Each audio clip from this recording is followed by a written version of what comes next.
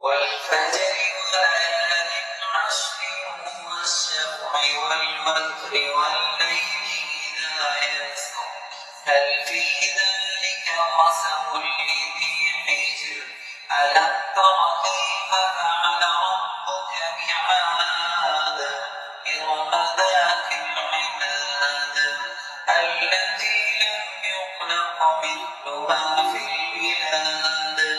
وثمود الذين جابوا الصخر في الواد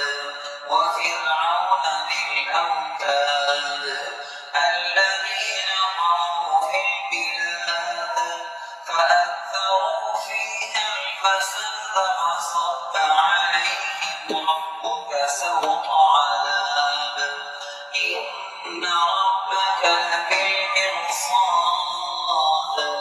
فأما الإنسان إذا ما ابتلاه ربه فأكرمه ونعمه فيقول ربي أكرمن وأما إذا ما ابتلاه فقدر عليه رزقه فيقول ربي أهانن كلا بل لا تكرمون اليتيم ولا تحاضون على طعام المسكين وتأكلون التراث أكلا لما وتحبون المال حبا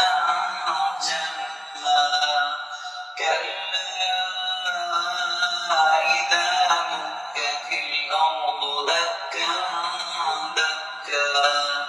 وجاء ربك والملك صفا صفا وجيء يومئذ بجهنم يومئذ يتذكر الإنسان وأنى له الذكرى يقول يا ليتني قدمت لحياتي فيومئذ لا يعذب عذابه أحد ولا يوثق وثاقه أحد يا أيتها النفس المطمئنة ارجعي إلى ربك راضية مرضية فادخلي